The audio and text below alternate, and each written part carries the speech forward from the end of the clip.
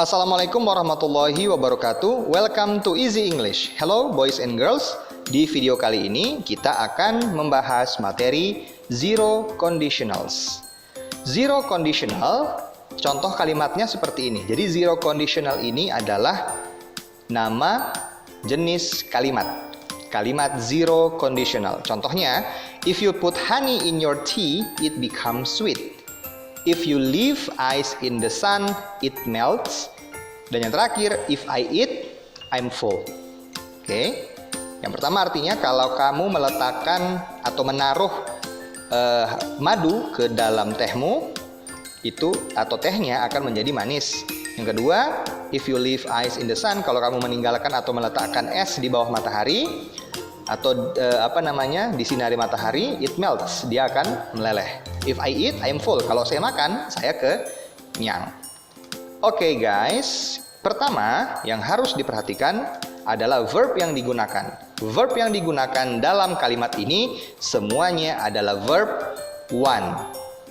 Nah, yang menarik adalah perhatikan di sini yang digarisbawahi, it becomes dan it melts. Ingat, Parian dulu sempat menjelaskan sedikit kalau ada kata kerja bentuk pertama diawali oleh he, she, it, atau orang ketiga yang tunggal, yang cuma satu, misalnya nama orang, atau nama tempat, atau nama hewan, atau nama benda. Intinya jumlahnya hanya satu, atau ada he, she, it. Mereka ditambahkan s, seperti I do, kalau he does. Jadi S atau ES. Oke, sekarang kita balik dulu ke sini dikit ya. Ciri-ciri dari zero conditional adalah menggunakan kalimat simple present dan menggunakan if. Bagi kakak-kakak yang belum tahu apa itu kalimat simple present, Parian akan jelaskan sedikit. Simple present adalah jenis kalimat yang menjelaskan tentang dua hal. Yang pertama, tentang keseharian atau rutinitas. Kegiatan yang kita lakukan secara rutin, itu namanya rutinitas. I take a shower twice a day. Saya mandi 2 kali sehari. They work every day. Mereka bekerja setiap hari. Anya drinks orange juice every Tuesday and Thursday. Anya minum jus jeruk setiap Selasa dan Kamis. Nah, perhatikan di sini he, she, it.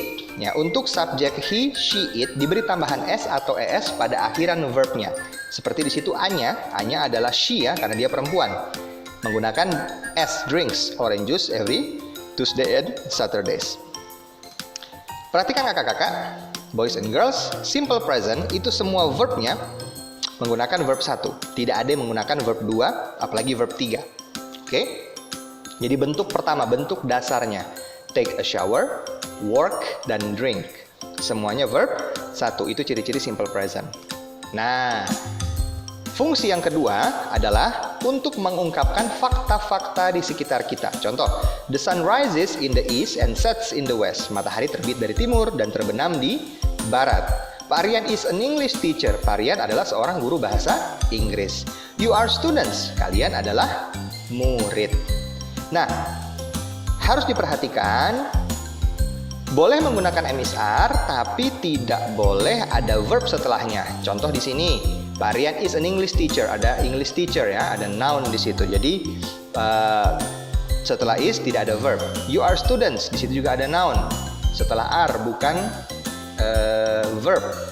Tidak boleh you are it, nah itu nggak boleh. Oke, itu bukan simple present lagi nanti namanya. The sun rises in the east and sets in the west, ini menggunakan verb one.